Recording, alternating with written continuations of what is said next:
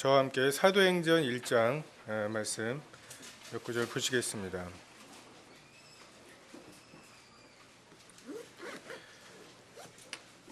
사도행전 1장 21절부터 26절까지 말씀을 같이 보시겠습니다.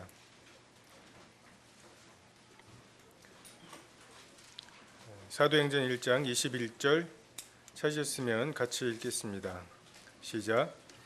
이러함으로 요한의 세례로부터 우리 가운데에서 올려져 가신 날까지 주 예수께서 우리 가운데 출입하실 때 항상 우리와 함께 다니던 사람 중에 하나를 세워 우리와 더불어 예수께서 부활하심을 증언할 사람이 되게 하여야 하리라 하거늘 그들이 두 사람을 내세우니 하나는 바사바라고도 하고 별명인 유스도라고 하는 요새이요 하나는 마띠아라.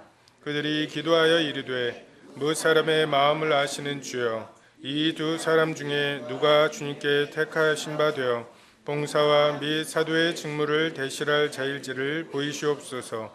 유다는 그 직무를 버리고 제 곳으로 갔나이다 하고 제비 뽑아 마띠아를 얻으니 그가 11 사도의 수에 들어가니라.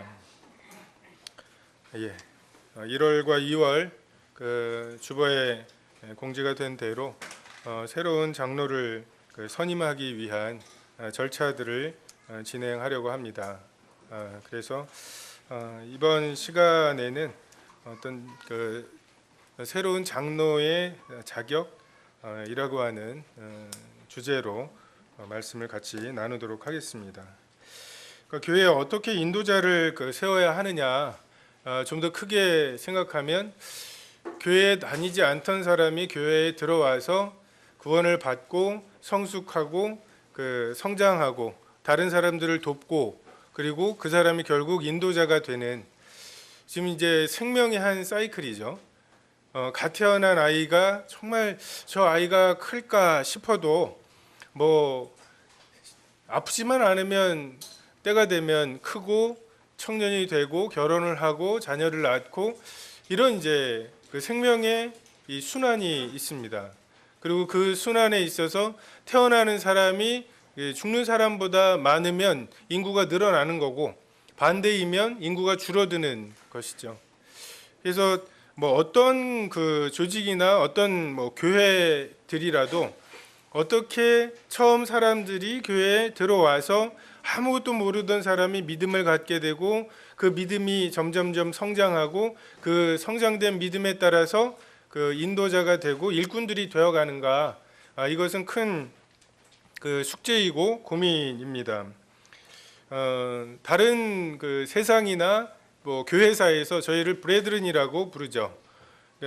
우리가 스스로 우리는 이런 용어를 제시를 안 하기 때문에 그들이 보기에 우리에게 있어서 가장 독특한 면이 그냥 브레드른, 형제 자매라고 부르는, 이것은 그냥 형제 자매라고 호칭을 쓴다고 하는 의미라기보다는 성직자와 평신도의 구별이 없는 이러한 면이 그들이 보기에 우리가 굉장히 독특해 보이는 그런 면이기 때문에 이렇게 사용을 하고 있다고 생각이 됩니다. 마치 이제 군대에 가면 국군 장병이라고 할 때 장교와 병사가 있는 거죠. 그래서 사관학교라든지 이런 데에서 소위로 임관을 해서 시작을 해야만 이제 별까지 갈 수 있는 장교가 되고, 아무리 애를 써도 이제 이등병에서 시작해서 올라갈 수 있는 것은 이제 하사관 이제 상사까지 갈 수 있는 이제 이런 것처럼 지금 이제 일반 교회는 신학교를 하고 목사 안수라고 하는 이제 그런 것을 기준으로 전도사로 시작해서 이제 성직자로 올라가느냐, 아니면 일반 성도로 시작해서 이제 장로까지 올라가느냐, 이게 이제 구별이 돼 있는 반면에 지금 우리가 성경을 통해서 분별하고 이제 우리가 실행하고 있는 바는 모든 성도들에게 하나님께서 은사를 주셨고 믿음의 분량을 따로 주셨고 그것에 어떻게 헌신하고 충성하느냐에 따라서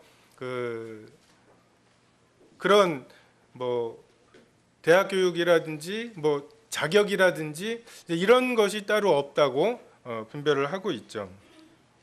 성직자들 제도의 어떤 기원이라든지 이런 것들을 좀 잠깐 보면 초기 기독교가 이단들, 성경이 아직 완성되기도 전에 초기 기독교에서 막 이단들이 난무하고 그 난무하는 이단들과 싸우는 과정에서 적어도 요 정도의 신앙은 가지고 있어야 말씀을 전할 수 있다. 적어도 이 정도 지식과 이 정도에는 같이 동의하는 사람들이 말씀을 전할 수 있게 해야 되겠다. 강단을 통해서 엉뚱한 말씀들을 막 이렇게 전하고 막 누룩이 되고 그 누룩이 그냥 이렇게 작게 되는 게 아니라 이제 말씀 시간에 선포가 되면 이건 굉장한 문제가 되기 때문에 그런 데에서 이제 필요에 의해서 시작이 되었고, 그리고 이제 로마에서 믿으면 박해를 하던 로마가 이제 믿어도 좋다 허용을 하고, 또 나아가서는 뭐 황제가 믿고 황제가 이제 자기를 기독교라고 이야기하고 하니까 나중에 이제 국교화 되어지고, 그리고 이제 그러면서 거듭난 사람들이 정말 핍박을 무릅쓰고 자기 믿음을 고백한 사람들, 침례를 받은 사람들이 교회에 하나하나 더해지던 것에서 이제는 이제 뭐 대량으로 사람들이 더해지기 시작하고, 그러면서 이제 캐톨릭이 너무 빨리 세속화되는, 정말 핍박에도 불구하고 죽음을 무릅쓰고 왔던 사람들, 이제 그런 전통을 가지고 있는 사람이 보기에는 이제 신앙의 자유가 생겨서 좋아졌다고 생각하는 기뻐하는 것도 잠시, 이건 구원받지도 않은 사람들이 그냥 지식적인 교리에 대한 동의, 교리문답 이런 것으로 이제 쏟아져 들어오기 시작하면서 삶은 전혀 변함이 없는 이제 이런 것들을 보면서 세속화되는 것을 어떻게 해서든지 저지시켜 보려고 수녀원이나 이 수도원 같은 정말 경건하게 사는 이러한 조직을 만들었다고 합니다. 근데 그런 조직이 만들어지니까 또 어떤 현상이 일어나냐 하면, 내가 그래도 이거 기독교인이라고 교회에 이제 나왔는데 이렇게 살아야 되는데 이렇게 살고 있는 것에 대해서 굉장히 마음의 짐을 가지고 있던 사람들이 그렇게 사는 것은 저 사람들이 살면 되고, 이제 어떤 그 일만 전적으로 하는 사람들이 딱 생기고 나니까 마음이 오히려 편해지는 거죠. 우리는 그 사람들을 잘 공급해서 그들이 잘 기도하고 뭐 우리를 위해서도 기도하고 막 나라를 위해서도 기도하고, 이제 이러한 것이 생기면서 오히려 세속화가, 교회의 세속화가 더 진행이 된 그런 면들이 있습니다. 그리고 지금은 이제 종교의 자유가 있어서 뭐 한 나라 내에 여러 종교가 있고 하지만, 예전에는 뭐 미국 같은 경우에 선거를 처음 치를 때 선거인 명부가 교회의 출생, 그리고 세례, 뭐 사망, 뭐 이런 것들을 적어 놓는데 그게 선거인 명부가 되고, 그리고 이제 종교 개혁이나 이런 것에서 보면 뭐 신교 국가와 구교 국가가 서로 30년 전쟁을 하고 하잖아요. 그런 전쟁을 하는 와중에 너는 뭐 믿어? 전 신교요, 얘는 구교요, 섞여 있을 수가 없는 거예요. 그러니까 국가, 종교, 국교라는 개념이 있기 때문에 그냥 우리가 지금 분별하고 있는 대로 그렇게 거듭났느냐를 기준으로 교회 이론으로 받아들이는 게 아니라, 그냥 믿는 가정에서 태어나서 뭐 유아 세례를 통해서 등록이 되고 뭐 한 중학교 때쯤 돼서 교리 문답을 하고, 그리고 그것으로 이제 어떤 11조와 또 뭐 선거권이나 뭐 이런 의무와 권리를 갖게 되는 이런 이제 교인으로 영접이 되는 이런 이제 시스템이 되게 되는 거죠. 그리고 또 하나가 이제 교회관의 차이가 있습니다. 이제 교회는 밭이다. 이게 이제 캐톨릭의 교회관입니다. 그리고 이거는 고린도전서에 나오는 너희는 하나님의 밭이라고 하는 표현들이 성경에 있습니다. 근데 이제 하나님의 밭이라고 하는 개념에서 하나님의 밭에는 그 알곡과 가라지가 섞여 있는 거다. 그래서 믿는 사람과 믿지 않는 사람이 이렇게 섞여 있는 게 그냥 교회다라고 나중에 하나님께서 알곡과 가라지를 갈라내실 거라고 하는, 이게 이제 그 캐톨릭의 그 교회관이고, 종교 개혁을 통해서 나온 이제 그 개혁 그 교회들에도 그냥 이런 아까 말씀드렸던 전쟁을 해야 되고 그냥 이 사람은 구원 받았는지 안 받았는지 뭐 구별해서 받아들일 그런 상황이 아니었기 때문에 그냥 그 하나님의 밭이고 밭에 알곡과 가라지가 섞여 있는 정도로 그 생각을 하고 있습니다. 근데 이제 저희는 그 교회는 그의 몸이고 그의 신부라고 그 교회를 분별하고 있죠. 그래서 그의 몸이고 그의 신부가 되려면 거듭남 그리고 죄사함의 확신, 이런 한 믿음과 한 소망이 있어야 되고 성령님의 그 내주하시는 이런 경험이 반드시 필요하다고 여기고 있습니다. 그래서 그 뭐 제가 다른 그 이제 교파교회에서 쓴 책이나 이런 것들을 읽다 보면 조나단 에드워즈라는 분이 굉장히 많이 나와요.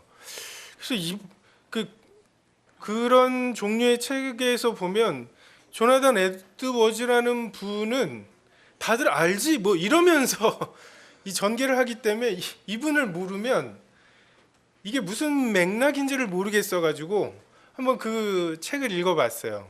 두껍기도 굉장히 두꺼운데, 근데 이제 뭐 여러 가지 그 사건들이나 뭐 이런 것들이 기술되어 있고 그분의 업적이나 이런 게 기술되어 있는데, 제가 여기서 말씀드리고 싶은 거는 그분이 두 번의 큰 부흥을, 미국에서 일어났던 큰 부흥을 경험하면서 정말 그 당시는 술을 먹으면서도 넌 거듭났냐? 난 아직 뭐 이런 대화를 할 만큼 정말 강력한 어떤 부흥의 물결이 있었고 정말 죄에 대한 너무 깊은 그 책망을 그 스스로 느끼고 권총 자살을 할 정도로 막 그런 이제 부흥이 있었는데, 그럴 때에는 교회가 미어 터지고 막 그 어떤 감정적으로 북받쳐 가지고서 막 믿음을 고백하고 하는데, 그게 지나가고 나면 또 이제 싹 빠져나가는 이제 이런 것들을 두 번을 경험하면서 어떻게 진짜 구원받았는지를 알 수 있을까?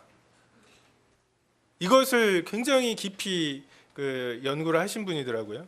근데 그분이 그 노년에 이제 그런 것들을 쭉 하면서 지금 우리 교회에 지금까지 교회의 멤버로 들어오신 분들은 건드리지 않겠습니다. 하지만 이제부터 들어오는 분들은 정말 구원받았는지 여부를 가려보겠다고, 지금 우리가 침례 상담하는 그것을 도입하려고 하다가 거의 평생 동안 그 섬겼던 교회에서 이 일 때문은 아니지만 다른 어떤 사건 때문에 거의 쫓겨나다시피 그만두게 된, 이게 굉장히 이제 교회 관의 이 차이가 굉장히 그 실제적으로 보면 실행적인 측면에서 보면 굉장히 예민한 부분일 수 있다고 생각이 됩니다. 그래서 효율적이냐가 중요한 것이 아니라 정말 법대로 경주하느냐. 마라톤 반환해서 돌아올 거면 안 가는 게 제일 빠를 수 있어요. 근데 가야 되죠. 반환점에서 도장을 받아 와야 됩니다. 법대로 경주하지 않으면 면류관을 얻을 수 없는 것처럼 우리가 그 효율적인 것을 최우선시하는 시대에 그 하나님께서 무엇을 법으로 주셨는지를 간과한다면 이런 부분들에 그냥 효율적인 교회는 만들지 모르지만 하나님께서 원하시는 교회는 아닌 튼튼한 탱크 같은 교회이지는 하지만 사랑의 교제를 나눌 수는 없는 이런 교회를 만들 수는 있습니다. 이러한 교회 간의 차이와 이런 것들을 생각하시면서 지금 우리가 뭐 가끔 가다 보면은 어떤 성도님들 중에도 뭐 일반 교회와 모임을 이렇게 단순 비교하는 경우들을 많이 봐요. 그런 분들이 대부분 교회에 대해 이렇게 모임에 대해서 이렇게 부정적인 경우에 그런 얘기들을 비교를 많이 하시거든요. 근데 보면은 그 교파교회의 최고와 우리 교회의 이제 최하를 정말 문제를 비교해서 그 말씀을 하시는데 공정하진 않습니다. 그리고 그 성경에서 말씀하시는 것을 기준으로 우리가 우리의 그 연약함도 보고 우리가 좀 더 분발해야 될 부분들도 보는 것은 생산적인 비교이지만 그냥 그 효율적이냐 아니냐를 여부로 이야기하는 것은 그 성경적이지 않다고 생각이 됩니다. 본문으로 돌아와서 사도행전에 우리 잘 아시는 대로 가룟 유다가 예수 그리스도를 십자가에 못 박는데 일조를 하고 자살하게 되죠. 그리고 그 베드로가 12사도 중에 한 사람이 지금 그 골이 났는데 그 한 사람을 다시 선출하는 이러한 장면들이 본문에 나오고 있습니다. 여기에 보면 그 인도자의 그리고 사도의 첫 번째 기준은 함께함입니다. 22절에 항상 우리와 함께 다니던 사람 중에, 그러니까 우리는 정말 다양한 사람들이 모여 있죠. 이 다양한 사람들 정말 우리가 이렇게 압축 성장을 해서 해방됐을 때 한국의 GNP가 67불 1년에 7만 원 정도였다고 하더라고요. 지금 3천만 원이 됐죠. 공통점이 없어요. 정말 전쟁을 겪었던 분들과 정말 그 전에 그런 사회 문제가 됐었죠. 아이들이 빵을 사가지고 빵은 버리고 그 속에 있는 그 무슨 뭐죠? 그 피카츄 뭐죠? 네, 스티커 그것만 달랑. 이거는 뭐 먹을 게 없어가지고서 그런 분들에게는 도무지 이해가 안 되는 그런 일이죠. 나라가 망할 징조죠. 그런 사람들이 커가지고서 뭐 조계현이나 이런 게 될 정도가 되면 우리나라는 망한 것처럼 이제 느껴지는 공통점이 없는 사람들을 하나님께서 하나 되게 하시는 가장 일반적인 방법은 함께하게 하시는 거예요. 함께하게 하셔서 같은 말씀을 듣고 그래서 언어가 같아지고 용어가 같아지고 같은 추억을 갖게 하시는 것, 이것을 대신할 수 있는 하나 되게 하는 다른 방법은 없습니다. 저희가 남북한이 이렇게 70년 동안 정말 극과 극으로 다른 체제 속에서 살고 있지만 뭐 예를 들어 독도 문제다 하면은 금방 한 목소리가 나오는, 이게 그 지난 수천 년 동안 함께했던 그런 그 역사가 있기 때문에, 그리고 그것에 의해서 우리의 감정이나 우리의 행동이 하나가 되죠. 그래서 이 하나 되게 하시는 하나님의 방법, 함께 하게 하시는, 그래서 인도자와 이러한 부분들을 우리가 생각할 때 하나님께서 함께 하게 하신, 그래서 그 갓 들어온 사람들도 하지 말라고 말씀을 하시는 이유가, 아무리 사람들 파악이 빨라도 경험을 해보지 않으면, 대화를 해보고 말을 해보지 않으면 알 수 없는 그런 부분들이 있습니다. 그래서 그런 부분들을 위해서 하나님은 함께하게 하시는, 이것은 우리가 4년 동안의 어떤 교육을 통해서 받을 수 없는 부분이라고 생각이 됩니다. 정말 양떼와 소떼와 함께 하면서 정말 그 양떼와 소떼의 형편과 사정을 알고 어떤 결정들을 하려고 할 때 그냥 그 조직적으로 또는 어떤 뭐 효율적으로 이게 아니라, 그렇게 하면 이거는 어떻게 하지? 이 사람들이 생각나고 그 양들의 사정들이 그 생각나는, 이런 것이 없이는, 한마디로 그 인공지능은 할 수 없는 그냥 어떤 그런 인격적인 관계와 그것을 통해서 알게 된 거, 그래서 그것 때문에 생기는 감정들, 이런 것으로만 할 수 있는 그런 그 교회의 부분들이 있고, 특별히 인도자가 이제 그런 부분들에 그 함께하는 경험들이 반드시 필요하다고 생각이 됩니다. 그리고 그러한 함께하는 것은 그 성도들에게도 그 중요하죠. 그 학교에도 보면 좋은 대학에 나온 선생님이 담임을 할 때 학생들이 이 선생님이 나를 이해할까라는 생각을 해요. 제 말이 무슨 말씀인지 이해가 되십니까? 예를 들어서 서울대는 학교에 한 명 가는 이런 와중에 서울대 중에서도 사범대에서 좋은 뭐 수학이나 뭐 국어, 영어, 수학은 제일 높잖아요.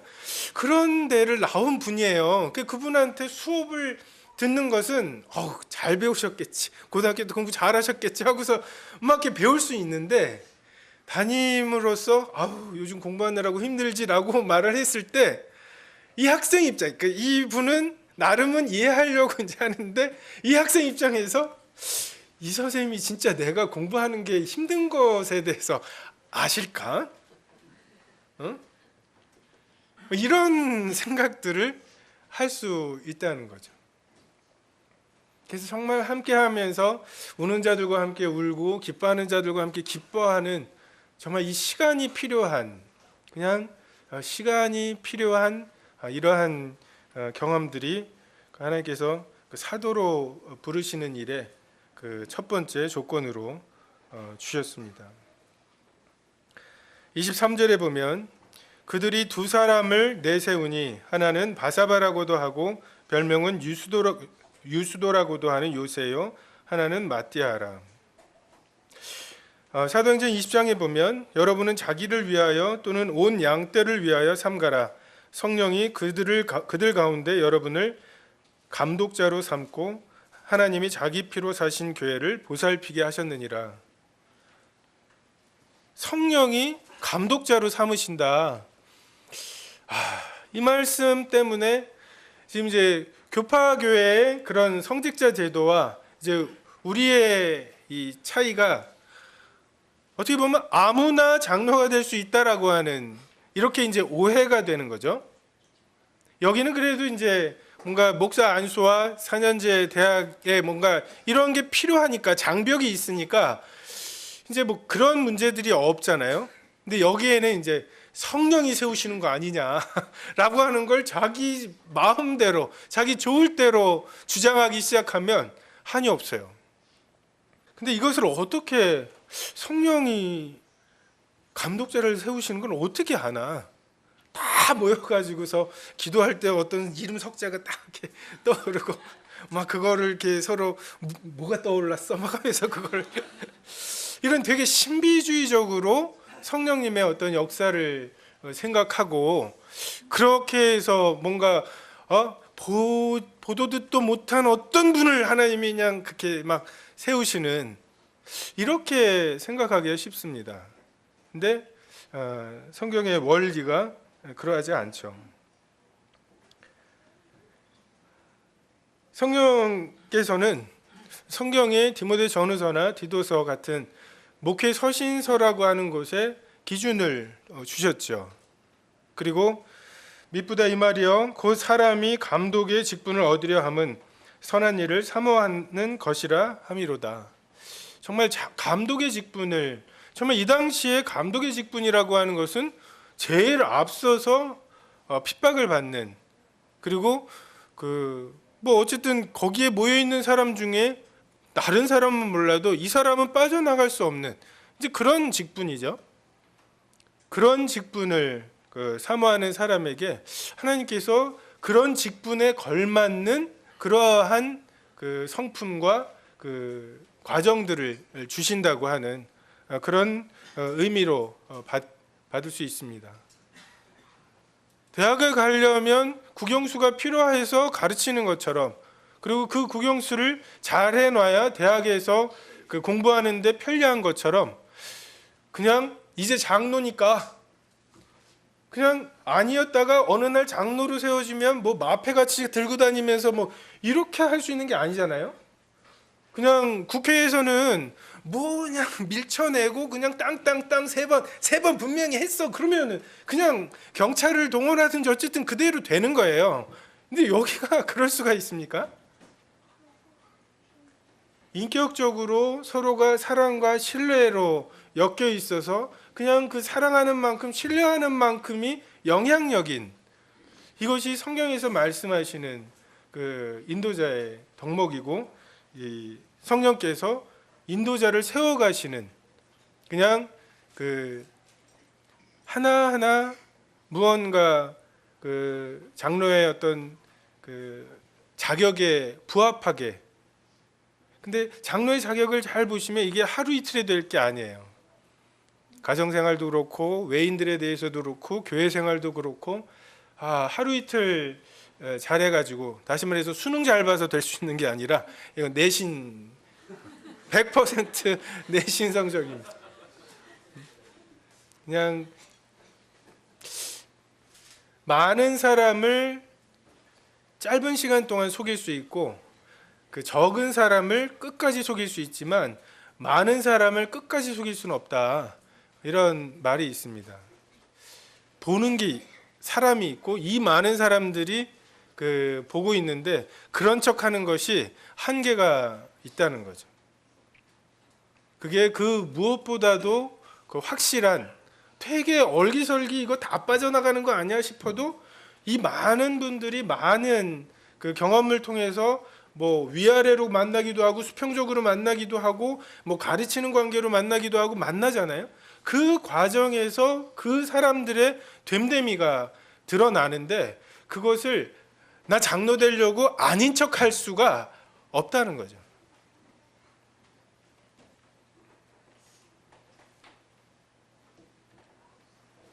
믿음으로 구원하신, 우리를 구원하신 하나님께서 우리를 믿음으로 성화되어 가게 하시는 것과 같은 원리로 믿음으로 인도자들을 세우시는, 믿어지는 거예요.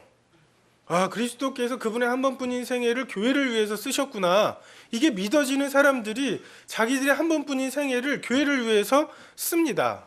자기의 물질을 교회를 위해서 써요. 그 교회를 위해서 쓰게 되면 그렇게 쓴 것으로 인해서 도움을 받는 사람들, 섬김을 받는 사람들이 생기죠. 그 섬김을 받는 사람들에게는 그 섬기는 사람이 자연스럽게 그 리더가 되는, 이게 하나님께서 그 말씀하시는, 성령이 이 감독자를 세우시는 그런 인격적이고 자연스러운 과정이라고 생각이 됩니다. 점심시간에 그냥 나도 뭘 얘기해야 될지를 생각하지 않고 그냥 만나서 막 치열하게 얘기할 수 있는 그런 교제를 하고 싶은데, 저 사람 혼자 밥 먹네? 이게 마음에 얹혀가지고서, 근데 저 사람한테 가서, 처음 나오는 분들이나 뭐 이런 분들한테 가서 말 걸려면은 무슨 말을 해야 될지 뭐 이것도 생각해야 되고, 어쨌든 무엇보다도 지금 여기서 나 일주일 동안 내가 억울했던 것도 있고 막 속상했던 것도 있고 막 얘기를 해야 되는데 그걸 일단 포기를 해야 되잖아요. 근데 정말 어떤 사람이 이 사람 데려와 가지고서 그 밥 먹을 때 낯설게 있다가 그냥 가면 어떡하지라고 했던 사람과, 그 낯설어서 어색했던 그 사람에게는, 그 사람에게 가서 같이 밥 먹어준 이 사람이 리더인 거죠. 큰 자인 거죠. 섬기는 자가 큰 자라고 말씀하신, 그렇게 큰 자가 되어가게 되는, 왜요? 그게 믿어지니까. 그게 내가 지금 내가 하고 싶은 일을 하는 것보다는 더 가치 있다고 하는 것을 믿어지게 하셨기 때문에, 그 믿어지는 대로 그렇게 인도하시고 그 인도하심을 따라가는 게 결과적으로 그 성령이 교회의 감독자를 세워가시는 그런 방법이라고 생각이 됩니다. 저렇게 만만한 사람이 되어가는 거, 나는 이거 아니면 안 해, 나 이 조건만 안 맞춰주면 안 해, 이런 사람이 아니라, 새벽에 막 여기 물이 터져가지고서 물을 퍼내야 되는데 누구한테 전화하지 하고 딱 떠오르는 사람, 이 사람한테는 저는 지금 전화해도 되겠다 싶은 사람, 그냥 이 문제는 누구한테 얘기하지? 이 문제를 얘기해서 해결을 받고 안 받고도 문제지만 이게 새 나갈까 막 이런 것들이 문제가 되잖아요. 근데 이것을 내가 누구한테 얘기하지 하고 할 때 떠오르는, 한마디로 만만하기도 하고 해결책이 있을 것 같게 나를 이해해 줄 것 같기도 하고, 이러한 사람, 이 떠오르는 사람, 그리고 그걸 잘 보호해 줄 것 같은, 그 뭐예요? 신뢰잖아요. 그 사람의 됨됨이를 보고 이 사람이라면 이 문제를 얘기해도 되겠다라고 할 만한, 이제 이런 사람들, 이게 성령께서 교회에게, 여기도 보면 두 사람을 내세우는, 이렇게 해서 이 조건에 맞춰서 인정을 받는 사람들이 있었습니다. 하나님께서 이제 인도자로 세운 사람들을 보면 뭔가 이런 인도자의 일을 할 수 있도록 무언가를 갖춰가시는 과정이, 하나님께서 그를 인도자로 세우시는 거죠. 예를 들어서 모세 같은 사람, 40살에 젊기도 하고, 그리고 이제 애굽의 왕자고, 그리고 뭐 말에나 일에나 정말 이렇게 능한 사람, 그리고 지금쯤 내가 걸기를 하면 이제 다른 사람들이 하나님이 이 사람을 관원으로 세워서 우리를 인도하시나 보다, 뭐 이런 이제 계획을 가지고 있는 사람. 근데 하나님께서 모세를 통해서 하시려고 했던 게, 지금 내가 뭐 군사 용병술도 내가 좀 한가닥 하고, 뭐 이렇게 자기 능력을 잘 믿고 있는데, 하나님의 계획은 40년 동안 광야에서 어디에 텐트를 쳐야 되는지 뭐 이런 것들이잖아요. 딱 그 일을 위해서 하나님께서 40년 동안 모세를 광야에서 양을 치게 하시는 거죠. 어디 가면 물이 있는지, 어디 가면 풀밭이 있는지, 그냥 40년 동안, 그러니까 40년이 낭비한 시간이 아니에요. 최적화되어 있는, 그냥 인격만 다루신 게 아니라 40년 동안 광야에서 양을 치면서, 똑같은 양이죠. 좀 이렇게 규모가 커진 이스라엘 백성이라는 양을 어디로 인도해야 될지. 다윗 같은 사람도 왕이 되기 위해서 필요했던 게 수금 타는 거랑 돌팔매였잖아요. 수금 타는 것을 통해서 바로 그 왕의 궁중에 가 있고, 저는 그것을 통해서 가장 다윗이 크게 얻었던 게 요나단과의 우정이라고 생각이 돼요. 정말 그 평화적인 정권 교체. 만약에 그게 없이 사울은 아들을 왕 삼으려고 하고, 이 다윗은 하나님이 나에게 기름 부으셨다니까 뭐 이러고 있고, 그런 와중에 요나단하고 이렇게 싸우다가 다윗이 정말 혈투 끝에 이겨가지고서 왕이 됐다. 우리가 그 로보암 때 그 북왕국이 반란을 일으키는 걸 보면 융합되지 않은, 그냥 이 지파들끼리 융합되지 않은 상태였잖아요. 근데 유다 지파가 좀 크기는 했어도 그 정도는 아니었을 거라고 생각이 되는데, 하나님께서 그 수금 타는 것을 통해서 왕의 궁중 생활과 또 요나단과의 관계를 통해서 정말 하나님이 세우시는 사람, 정말 그게 그렇게 그냥 기름 부음 받은 자를 찔러서 두 번 찌를 게 없게 해야만 그 왕이 되지 않는 하나님의 방법으로 왕이 되는 것을 이렇게 보여주셨고, 또 돌팔매로 그 골리앗을 죽이고 그것으로 뭐 전국적으로 알려지게 되는, 이게 하나님께서 다윗에게 갖춰가게 하시는 그러한 과정이죠. 그래서 성도님들의 마음에 하나님께서 두신 그런 사람들이 있다라는 생각이 듭니다. 하나님께서 너희 안에 행하시는 이는 하나님이시니 자기의 기쁘신 뜻을 위하여 너희에게 소원을 두고 행하게 하신다.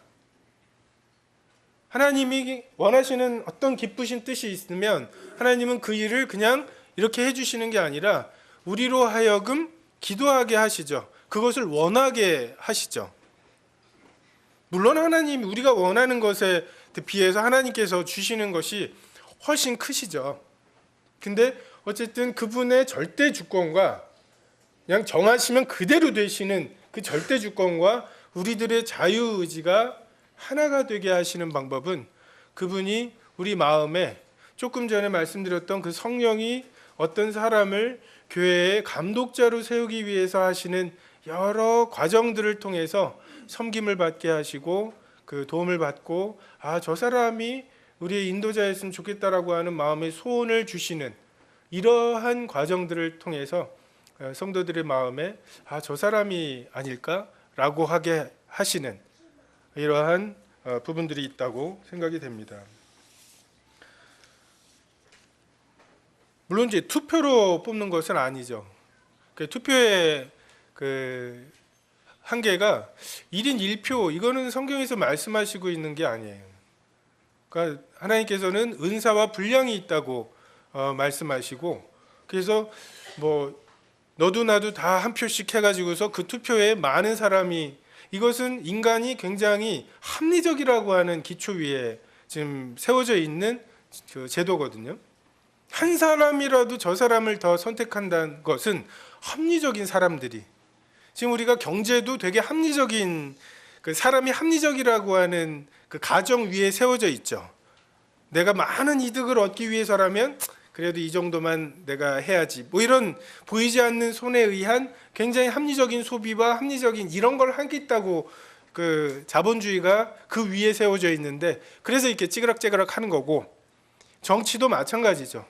사람이 합리적일 거라는, 근데 성경에서 말씀하시는 것은 사람은 죄인이라고, 자기의 이득, 자기의 눈에 보기에 선한 대로 행동하는 그 존재라고 말씀하셔서, 그 투표로 인도자를 뽑는 것은 성경적으로 맞지는 않습니다.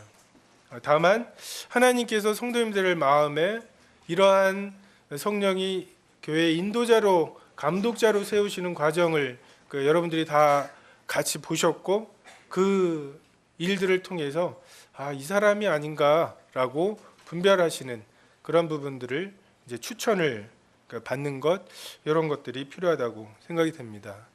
그리고 이런 것들을 보시면 아시겠지만 결국 우리 모임의 어떤 그 인도자가 세워지고 하는 모든 과정이 결국은 인도자의 어떤 역량이라기보다는 성도들의 성숙함입니다. 성도들의 분별력과 성도들의 성숙함, 그리고 정말 하나님 앞에서 이 일에 대해서 하나님께서 내 마음에 주시는 소원들을 분별하는, 자기의 어떤 그 선악을 구별하는 기준들이 아니라 정말 하나님께서 내게 이 교회를 위해서 주시는 이러한 기준으로 성도들이 이 일에 참여하지 않으면 정말 엉뚱하게 갈 수 있는 여지가 충분히 있는, 그리고 실제로 엉뚱하게 가기도 하죠. 그럼 어떻게 되겠습니까? 망하겠죠. 교회가 망할 것입니다. 그리고 하나님은 영광을 받으실 거예요.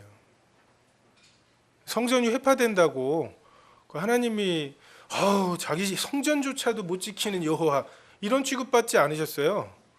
느부갓네살에게 다니엘과 세 친구만 가지고도 너희 하나님은 상천하제 하나님이시라고, 하나님은 자기 영광을 스스로 취하시는 살아계신 분입니다. 다만 지금 우리가 그리스도의 몸이라고 하는, 그리고 각 지체라고 하는 그 직분들을 다 가지고 계시는데, 정말 그 직분에 걸맞게 각자가 하나님 앞에 든든히 서 계시고 분별력을 가지고 서 계시지 않으면 당연히 망해야죠. 그렇지 않은데, 성도들이 성숙하지도 않고 성경도 안 읽고 뭐 분별력도 없는데 그 교회가 그냥 꾸역꾸역 살아가는 게 잘못된 거예요. 정말 성령님이 떠나시면 그날로 망할 교회, 이게 우리가 꿈꾸는 교회의 조직입니다. 정말 그날로 망해야 돼요. 아니, 우리의 영이 떠나가면 그날로 죽잖아요. 그 순간 죽잖아요. 좀비처럼 그냥 썩은 냄새 풍기면서 교회랍시고 이렇게 돌아다니면서 교회 욕먹이는 이런 거 말고, 저렇게 하면 망하는구나, 그것으로 하나님의 영광을 받으신다니까요.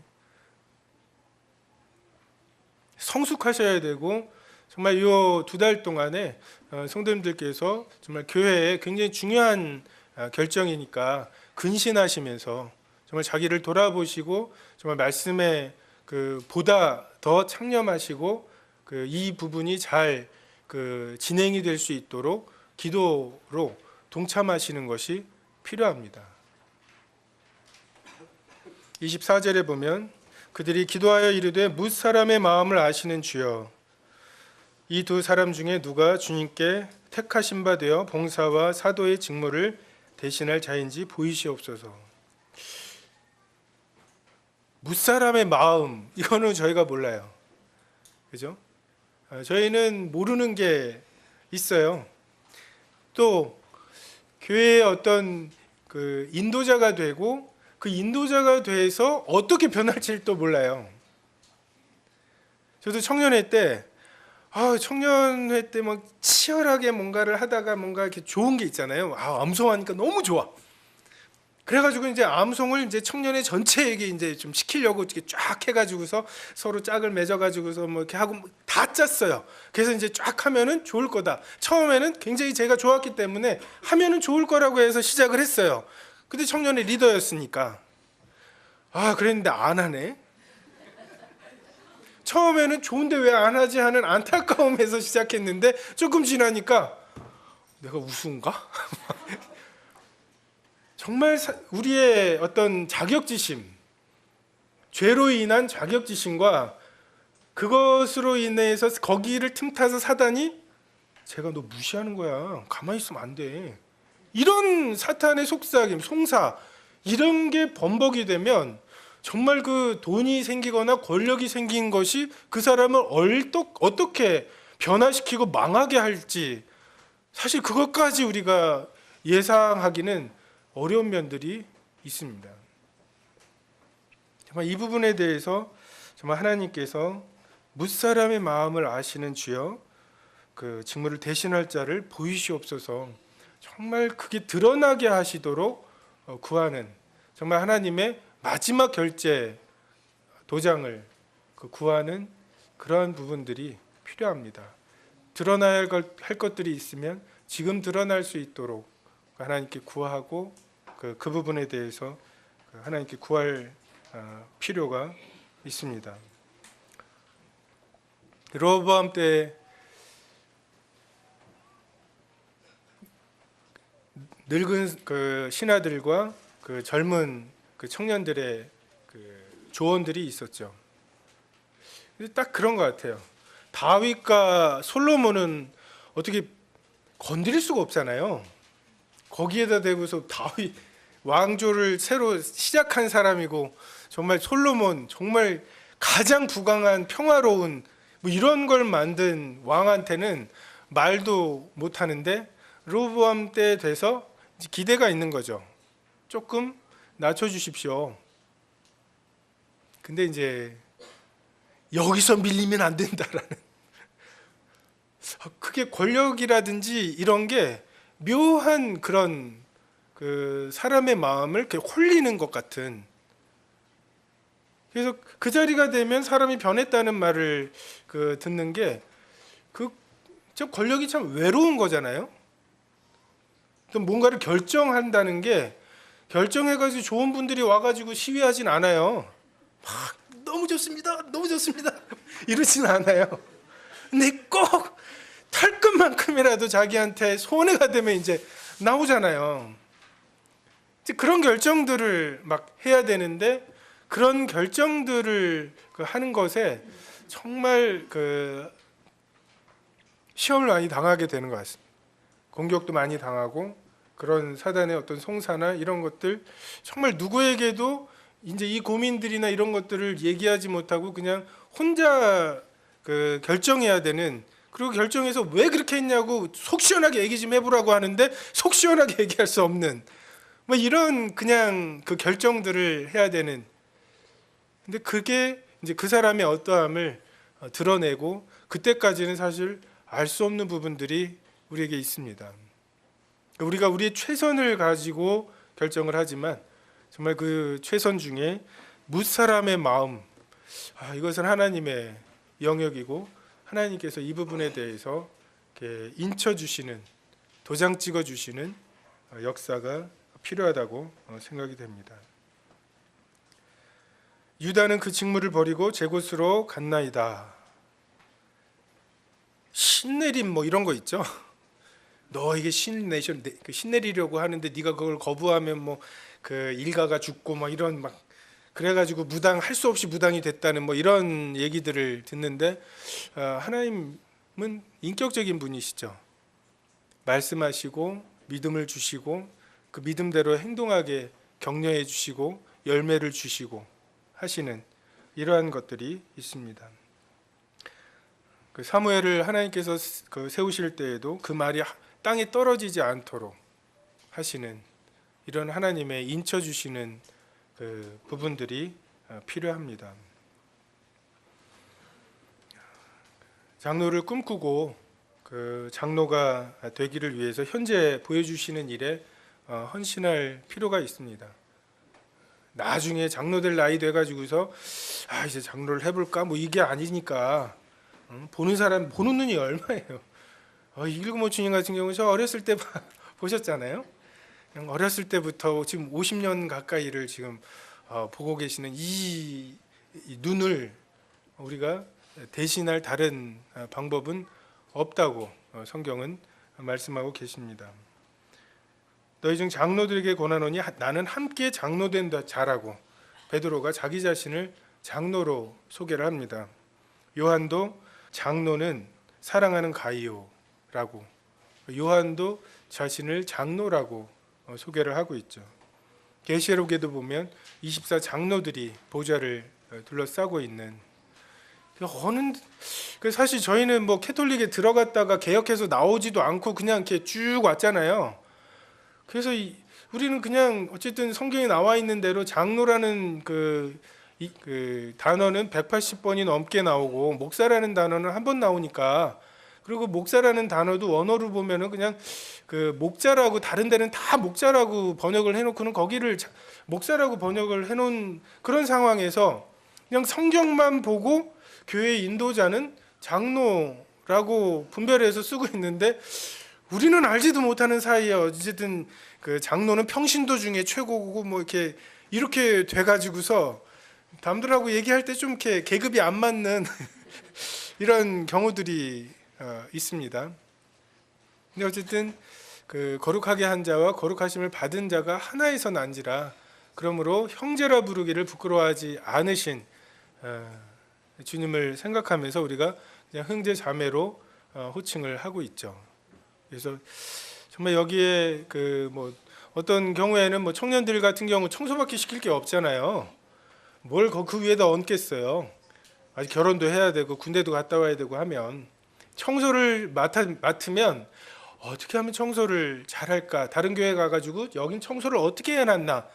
쓰레기통은 어떻게 해서 저거 괜찮네. 뭐 이런 이제 막 시온의 대로가 있는 거죠. 머릿속에 이거는 내가 잘해야 되는데라고 하는 이런 것들이 쌓여서 어쨌든 그 교회의 감독자가 되어가는 이런 부분이라고 생각이 됩니다. 물론 여기선 제비를 뽑았지만 저희는 제비를 뽑지는 않습니다. 그 서신서를 통해서 하나님께서 분명하게 말씀하신 바가 우리들에게 있고, 정말 그것이 분명하게 우리에게 기준을 제시하고 있기 때문에 그렇게 뽑으려고 합니다. 그래서 이 일을 위해서 정말 이렇게 근신, 우리가 좀 우리 자신을 좀 돌아보고 이 일들에 2달여간의 이 일들에 함께 하시면 좋을 것 같습니다. 기도하시겠습니다.